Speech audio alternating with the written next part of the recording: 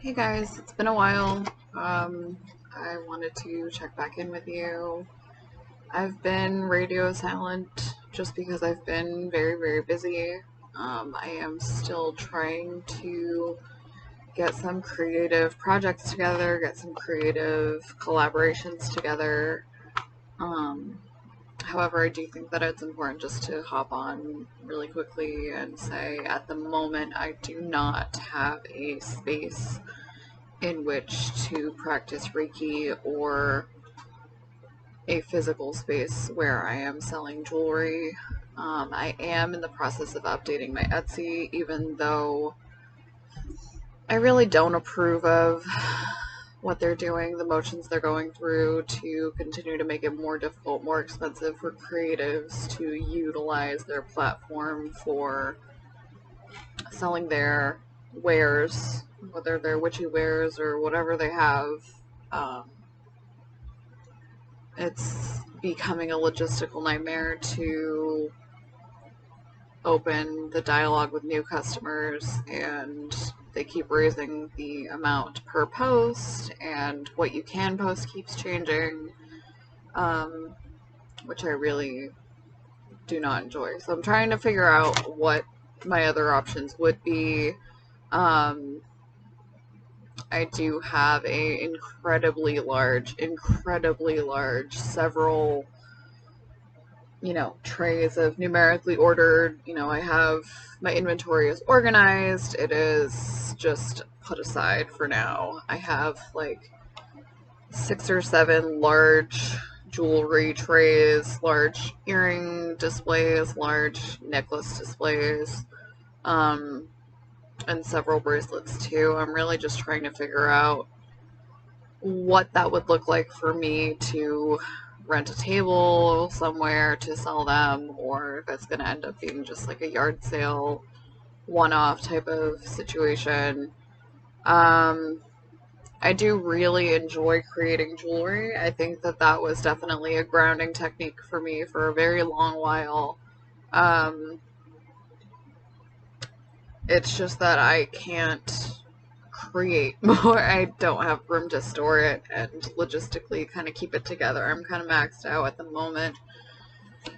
I do have a creative project that I think will interest you. Let me grab those items. I'll be right back. So I apologize in advance. I am recording with the fan on today. It's just too hot to turn it off during recording, so sue me. I'm sorry. I've been trying, I literally took an ice bath today to just cool my internal temperature down. So I should start by saying actually these are gauges from Etsy, from a different Etsy creator. They are actually from a creator in Ukraine.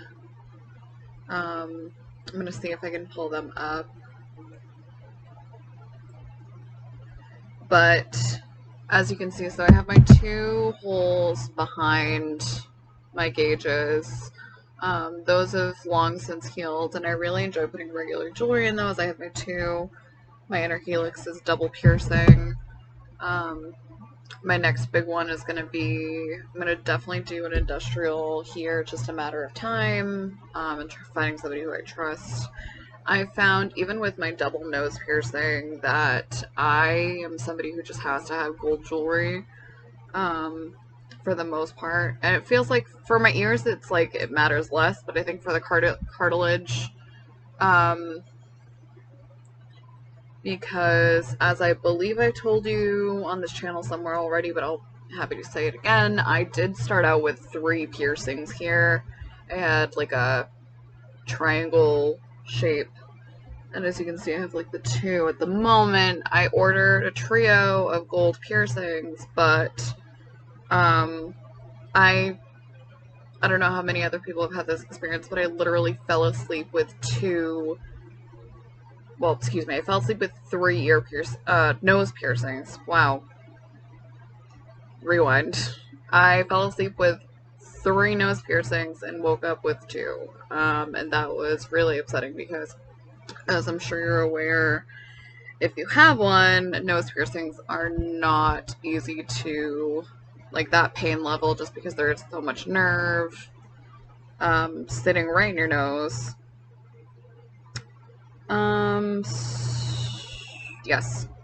So my current plugs, these are wooden. They're treated wood. Let me... No, so they are teardrop shaped. There's actually like a blue tone to the wood on the inside. And let me get this back in order. I've been partial to teardrop cages at the moment. It's not something that I exclusively wear, but I'm just trying to get everything to normalize because I did stretch kind of a lot very quickly earlier this year and part of last year.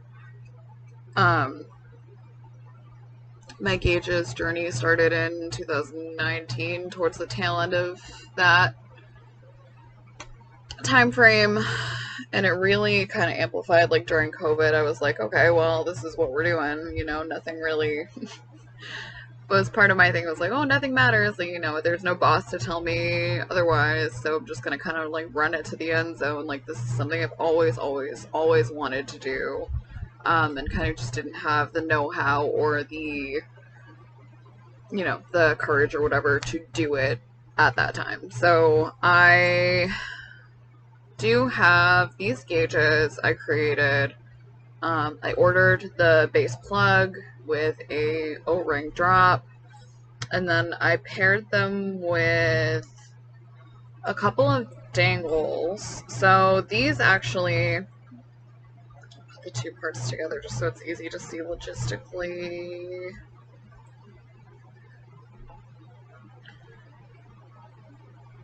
So there are two. Obviously I have both ears done. Some people have just one ear stretched, but I ordered two. I have the circle plug actually screws into, I didn't realize I had an alarm on. So the back of the plug actually screws into the main piece, kind of like to secure on your ear. And as your earrings get heavier and heavier, this is a great thing to have that security. So there's a lobster claw piece that I added. You can kind of hook a necklace, lobster claws can be anything, but let me show you a couple of the different dangles I have. Okay, so here are a couple of the different base jewelry pieces. I have some circle, I think they're still called lobster claws, but there's like a closure, more of a circular one, and then there's like the classic lobster claw. This. So I will start by saying, I did get some of these from Michael's. I realized that they're probably not real crystals, some of them, like especially the malachite. I did test the clear quartz and the smoky quartz as real. I don't know how many of you out there are crystal people, but I did go through the motions of making sure like these are temperature sensitive. Like real crystals obviously don't melt. I haven't tested the malachite, but my impression is that it's just marbled resin, and I'm okay with that. I know some people won't be, but I really like the color combination. It just means a lot to me. And real, it can just be like a little bit fragile, so I don't personally mind, but just be mindful of like when you go to get amethyst or whatever it is from Michael's or a craft store, like you just kind of want to be aware of the fact that it could be not legitimately what they are advertising it as. This is America. So these are clear quartz hoops that I like a lot. These I think are ones that have kind of had like the frequent flyer miles. I have smoky quartz. So these are hoops, but they're like a little bit more of a dangle shape. They're really lovely. And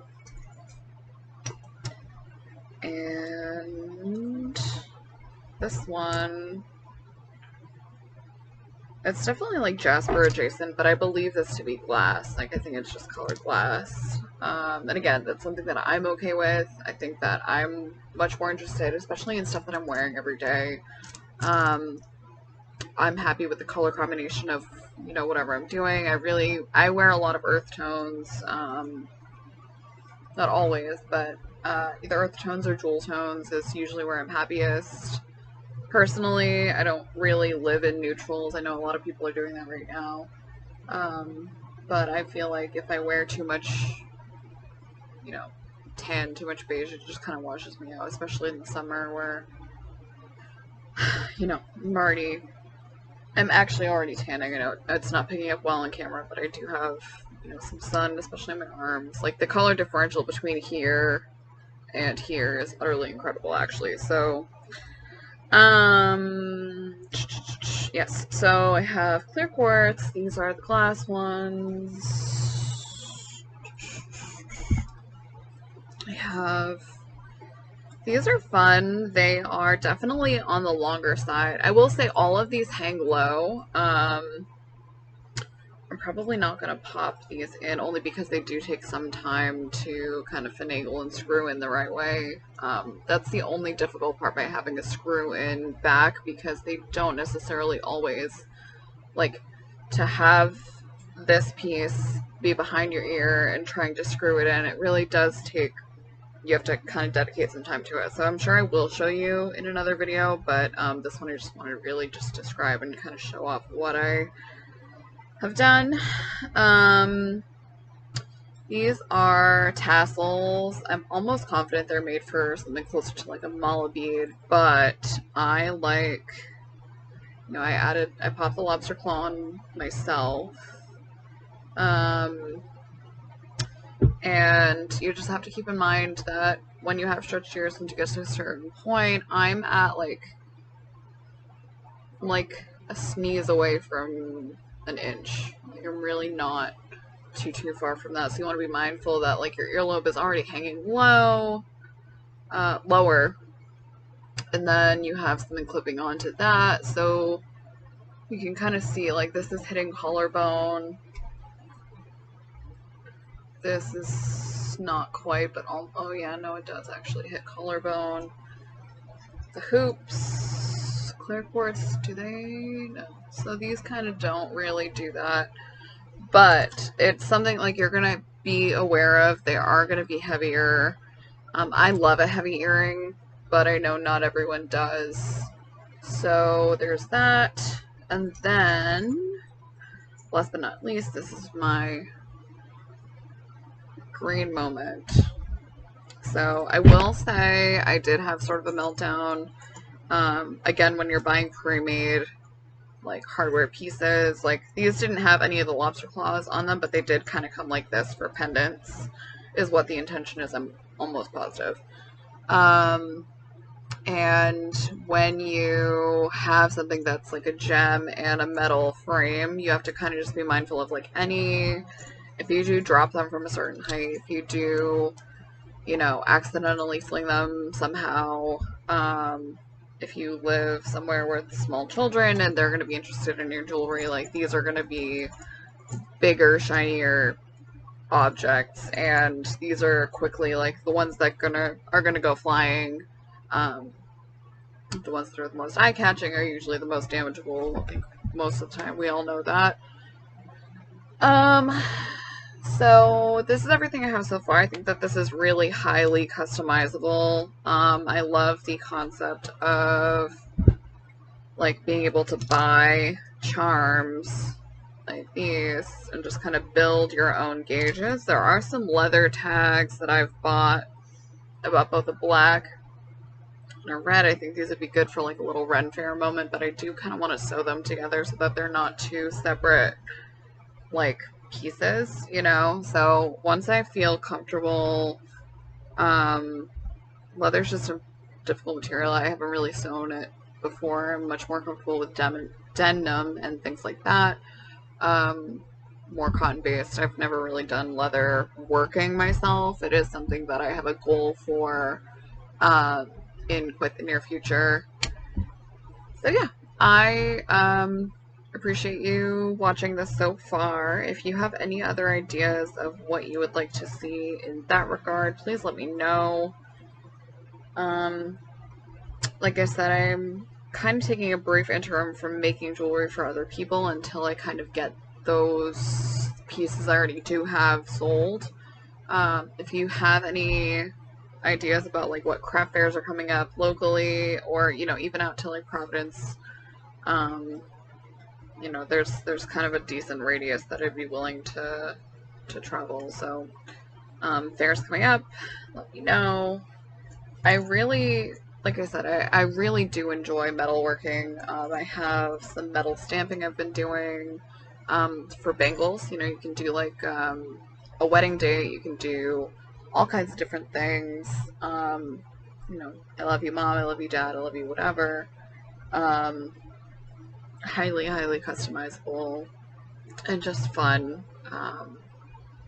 And that's something that I would be like taking orders for. I can show you some of what I've been doing with that in another video. I'm still doing resin crafting, but I'm really trying to master coasters before I move on, because I bought the resin molds that I have at the moment I have coaster molds, I have domino molds, I have like ice cube kind of style ones that are just like a smaller square for resin, which is cute for if you're trying to do like a floating coin, something meaningful token wise. And yeah, that's really where I'm at the moment. I've been doing my best to organize and declutter and organize and declutter. It is such a difficult uphill battle. Just because, like I've said, I've have my own things that I've collected. I keep inheriting collection after collection after collection. So it's really difficult to juggle how to store and preserve and, love and display things that are really, really meaningful to you, things that are meaningful to the people who came before you inherited them. I made a joke not too long ago that like my impression of where my object personification came from is like all from the Brave Little Toaster. Like, damn, the Brave Little Toaster really like made us, between that and like Toy Story, it was like, oh my god, don't throw away your toys because like they have feelings and everything else has feelings. And I feel like even like the last Mimsy, like I don't know how many people out there really remember that one, but like I thought that was iconic when it first came out. I was all about the last Mimsy. Star Wars too. I'm very partial to droids, always, all the time, under all circumstances. Droids are my favorite. So I took a detour there, but I appreciate you watching. I am still creating. I have a bunch of canvas that I actually purchased for myself. I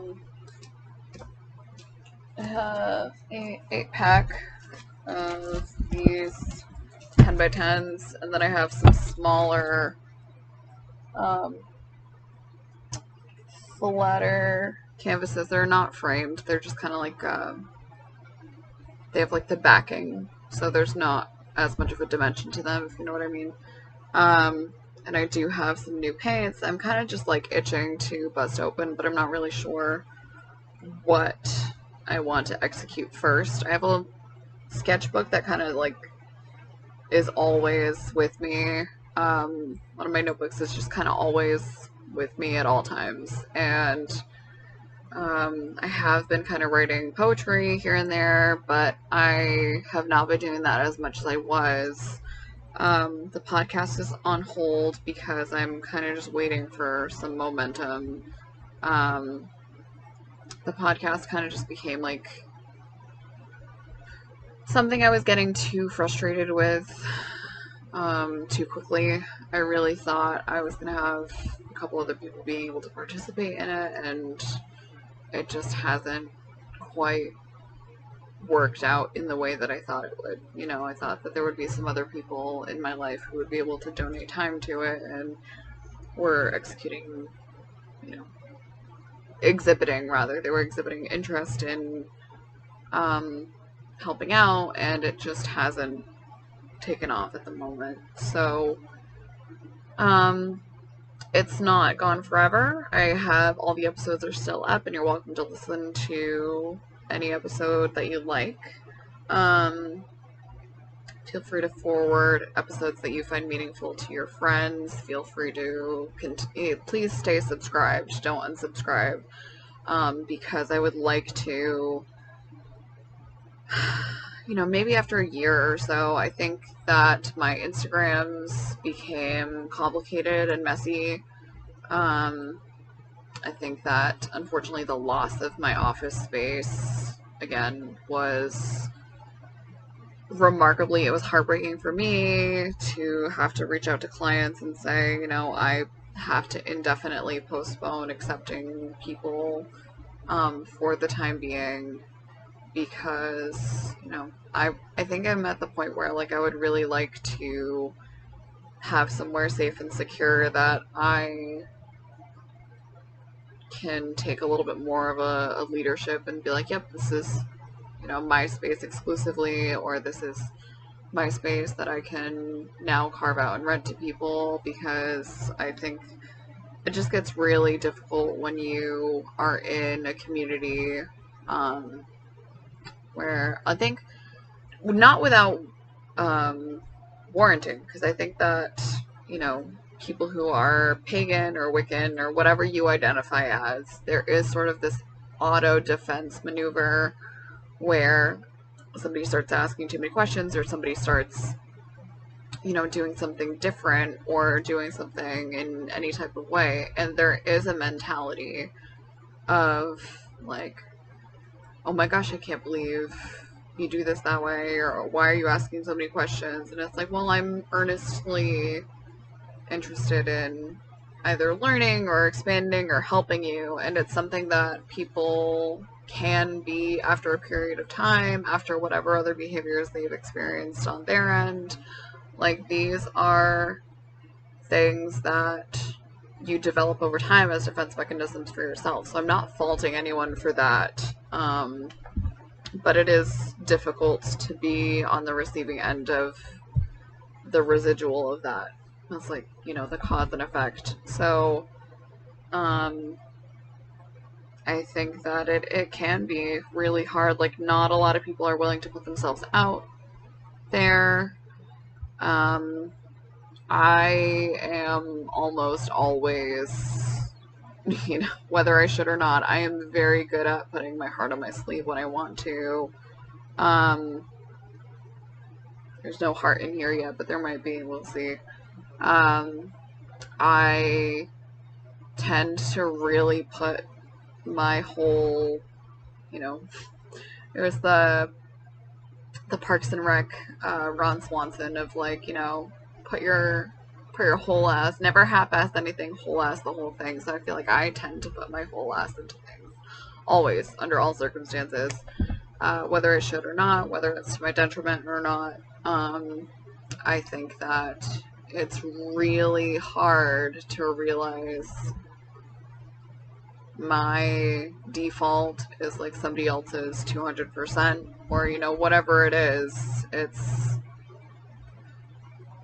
I don't mean to sound inflated, I don't mean to sound pompous, I just feel like everybody has different capabilities, and I am really trying to figure out how to stay mindful of other people's wants and needs, and it sucks to feel like you're asking too much of somebody, which is never my intention, or it sucks to realize you're not on the same page with anyone at all, whether it's a business relationship, a family relationship, or a romantic relationship. It sucks to figure out you're, you know, usually too late, that, like, oh yeah, I took the initiative to do this, or anything.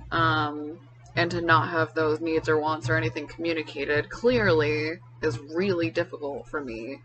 I am a really straightforward person, and I think that that's very, it shouldn't be abnormal, but it is. And that's very, very difficult for me. Um,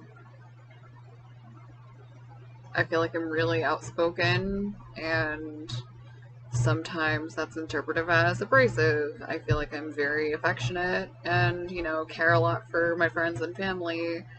And sometimes people are not, comfortable with that level of either,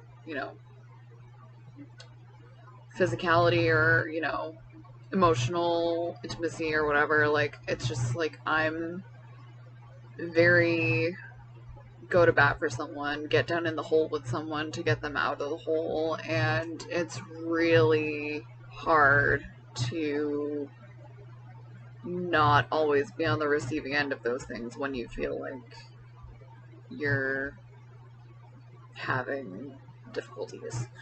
So, without elaborating too much farther into that, I just wanted to show you what I'm working on at the moment. I wanted to say hello. I am still going through. I have a really nice digital camera and a really nice tripod, several really nice tripods that I am going through footage of. It's just going to take some time for me to kind of peel through the emotional aspects of, it's really difficult to try and work for yourself and have a failure of any kind, or to realize, like, what, this is not financially feasible for me to do. It's really difficult because you've had that freedom, you've had a taste of what that could be, and then you feel like, Lucy from Charlie Brown, like sitting at the lemonade stand or, Advice 5 cent stand, just kind of like waiting for people to be receptive to your concepts. That is so challenging, and it's really hard to explain. And some people that I have tried to explain it to is like, oh yeah, poor you or poor me or whatever behavior. And that's not how I mean it. I just mean that it really is truly difficult to spend all this time, doing graphic design and doing collaborative, website building and doing these things, and to somehow, after everything that you were capable of, it's just not quite enough at this time to be able to actually have legs underneath it. Because I did have a customer base that I really enjoyed working with, and I think to be a tarot reader and, a Reiki professional and anybody in that type of role for emotional caretaking during the pandemic especially was such a privilege. It's stuff that I love doing, and a lot of this is so second nature to me. I'm not really ready to show my entire arm yet because it's not done. I'm going to do color and everything, but, it's something that I really believe in and love doing. So it's that much more difficult when, like, the things that you are trying to advocate for are that close to your heart. It's so important to have, yourself in an emotional balance, whatever you can do. I think that emotional health and wellness absolutely has to come before physical health and wellness. But not everybody believes that. Some people are much more happy to have their path through getting physically well is helping them become mentally well. But there are a lot of people who are not able to get the motivation that they need to start the momentum that's required. Like, it really is just this yin yang, to each their own. everybody has a different starting point on the wheel. Um, and that's really just difficult to acknowledge and be mindful of, because I mean, I can only speak from my personal experiences, and some of the people that I do know have had the same journey as me, where like you have so much generational trauma, so much stuff that you're working through, that you're just depressed, and it weighs really heavily here, and it's coming off as like unintentionally remarkably intense, weighted, heavy, um, and just kind of like you walk into the room and you don't realize like you're like literally like a fishing lure, like weighing things down, and it's not intentional. And that's really one of the more difficult parts of it, is like the identification's important, the ability to have that dialogue healthfully with somebody to say, hey, um, to not just be pressuring people and to be like, oh yeah, just cheer up, and like that's not a healthy mentality.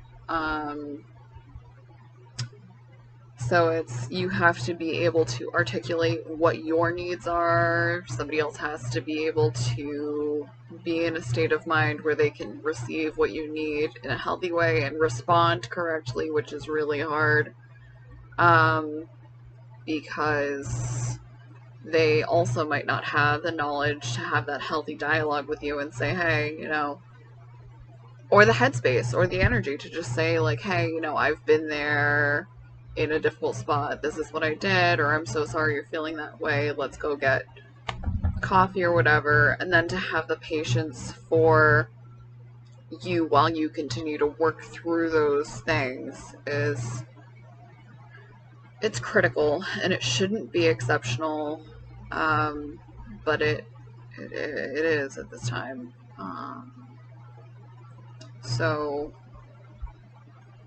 it's hard, especially like we said, where we have been in a pandemic where everybody has been emotionally stretched thin, financially stretched thin, uh, anything. A lot of people with disabilities have had their needs fully neglected, and I think that we can't really move forward adequately without, I don't know. I think I'm starting to get a little bit outer spacey, actually. So, without further ado, I think that I would just, I want everybody who is watching to understand that I appreciate every single one of my subscribers still to this day. And it might be longer between